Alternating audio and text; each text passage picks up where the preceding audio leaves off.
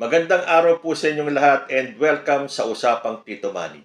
Mukhang nagtagumpay si former President Rodrigo Duterte para ilihis ang usapin sa kanyang anak na si Sara Duterte at sa mga anomalya sa Department of Education nung si Sara Duterte pa ang head ng DepEd at ang mga anomalya sa OVP at sa usaping impeachment.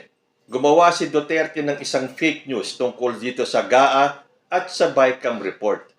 Sa ngayon nga naman, walang ibang pinag-uusapan ang taong bayan kundi ang blank spaces diyan sa BICAM report. Kahit na ilan na po ang nagpaliwanag na hindi po yung BICAM report ang pinal kundi yung GAA mismo. Yun po ang pinirmahan ng ating Pangulong Bongbong Marcos pero ginigiit pa rin nila lalo na ng mga DDS na may anomalya at dadalhin pa daw nila sa Supreme Court. Yan po ang hihintayin natin. Huwag sana silang puro salita lang, dalhin na nila sa Supreme Court.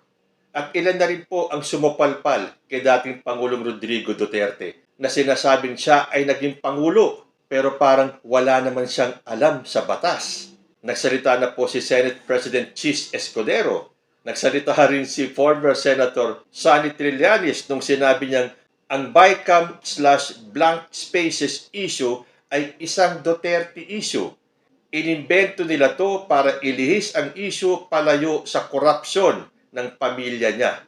Kung magpabudol ka pa uli kay Dudes, ikaw na ang may problema. At ngayon nga, nagsalita na rin si former Senate President Franklin Drilon at sinabi niya na wala pong blanco doon. Mali po si Duterte, tama si Pangulong Marcos.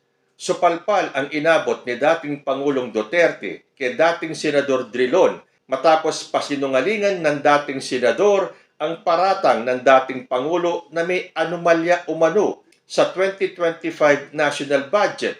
Sinabi pa ng dating senador na hindi ang Pangulo ang umaayos ng BICAM o hindi ito ipinadadala sa opisina ng Pangulo bagkos ang inaaksyonan ng Pangulo ay ang printed copy.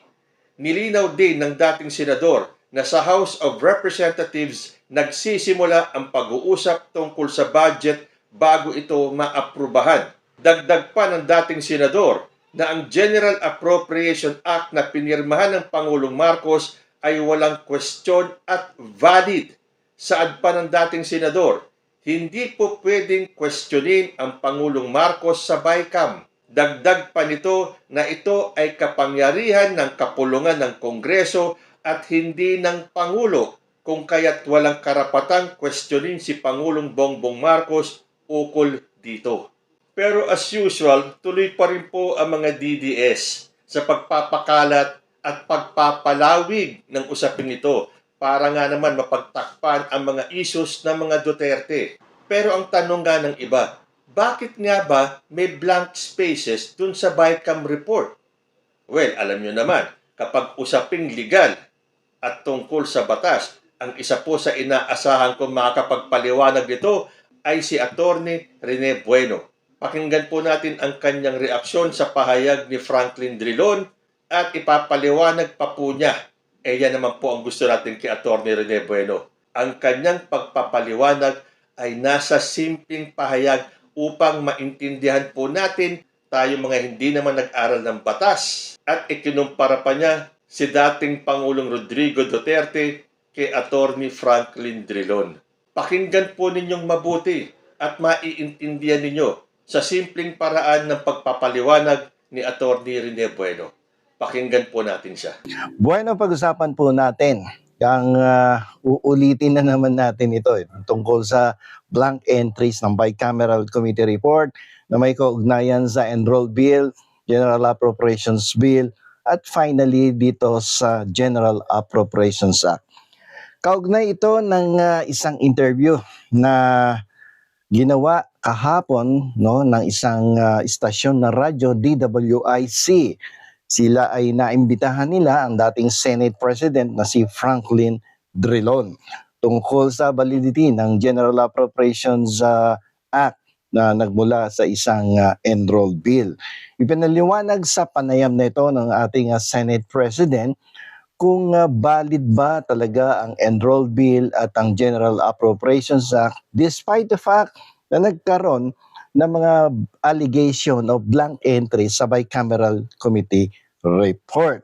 At dito nga sinabi ng tahasan ng dating Senate President na mali ang mga aligasyon ng dating Pangulong President Roa Duterte.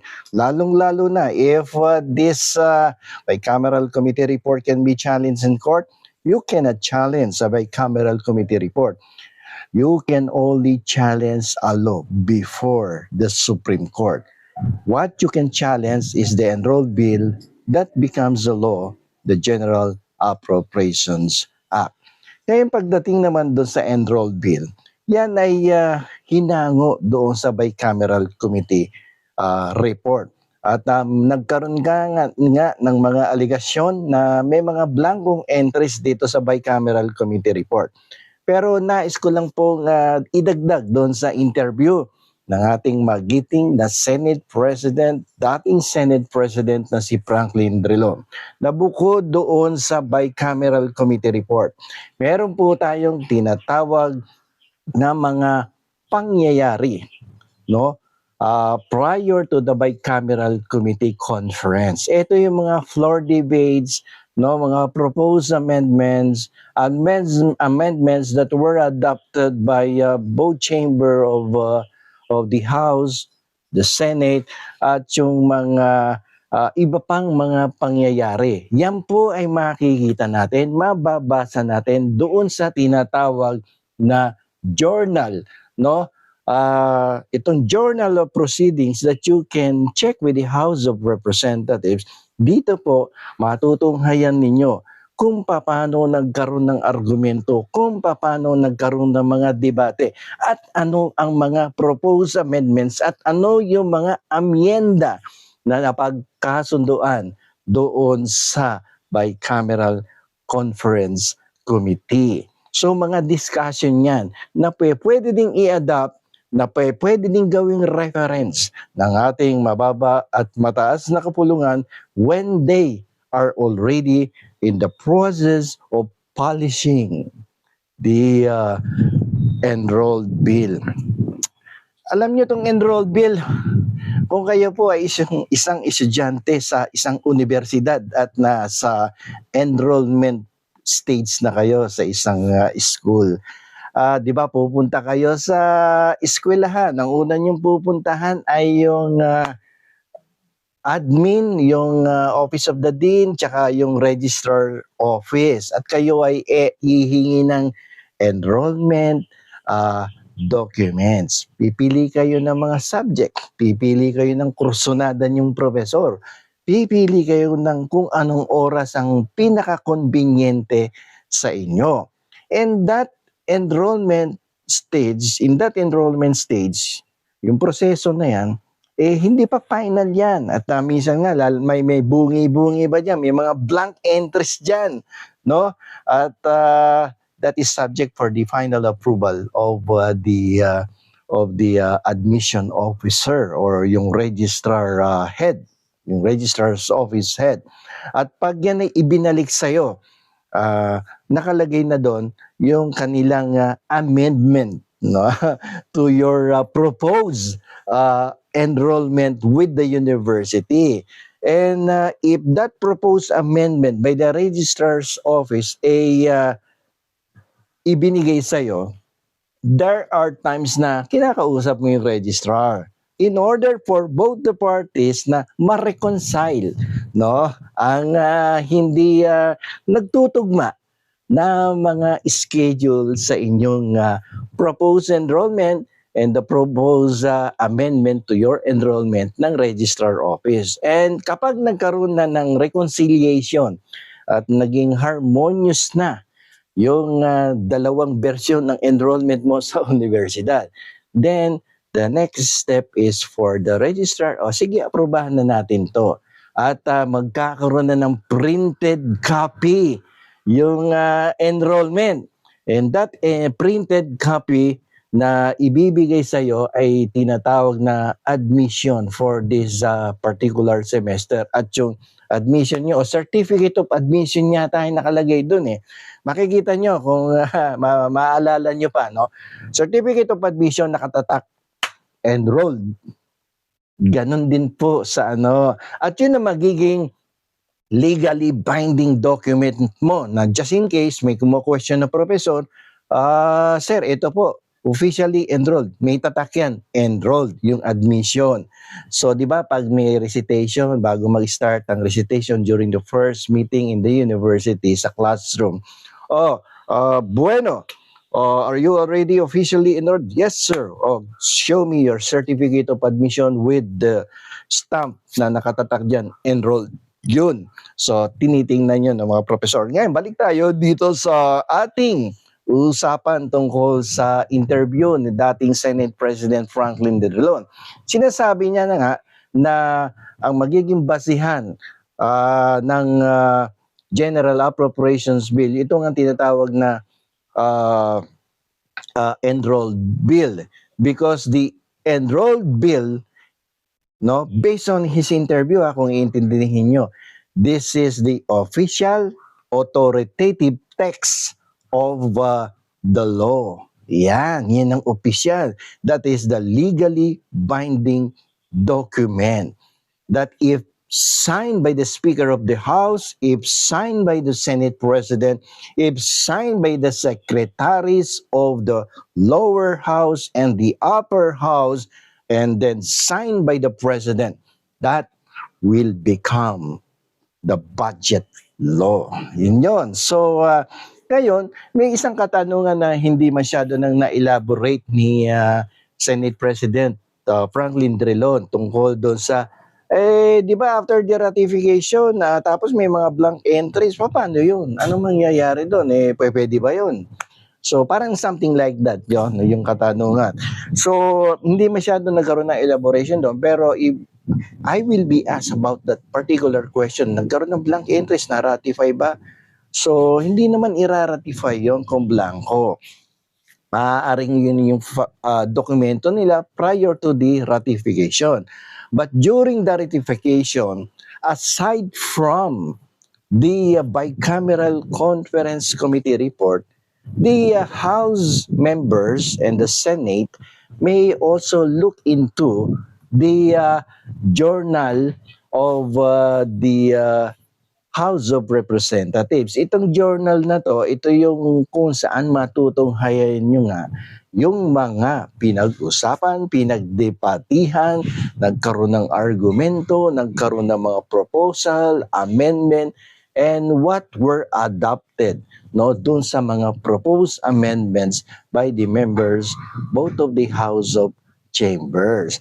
At yan ay pinapalis nila, and then kapag yan napagsama-sama, then there will be this printed form we call as enrolled bill that should be signed by the House Speaker, the Senate President, the secretaries of both houses, and then the office of the President. And in this case, pinirmahan yan ni President Ferdinand Marcos Jr. Kaya naging batas. Now, if there are errors just in case, then it can be amended, because a law can be amended, it can be revised. By whom? By the one who enacted the law. Yan po yan. So, kasi ganito yan sabi nga ni Franklin Drilon, mali si dating Pangulong Rodrigo Roa Duterte sa kanyang interpretasyon sa General Appropriations Act, lalong-lalo na dyan sa pinagmulan nito sa Bicameral Conference Committee report na naging enroll bill. Uulitin ko, yung enroll bill is the official final version, no? It is the authoritative text of the law. Wala kang makikitang blanco dyan, no? Kasi parang nangyayari kasi dito ay parang ginagawang issue yung mga blankong entries sa Bicameral Conference Committee report, no? At ang pinapakitang report ay the one prior to the ratification of the Congress.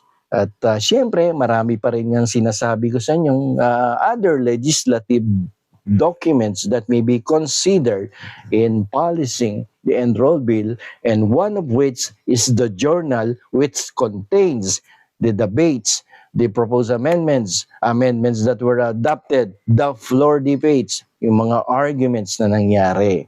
Diyan nakalagay yan sa journal. Yung proceedings of the House, nakikita yan sa journal.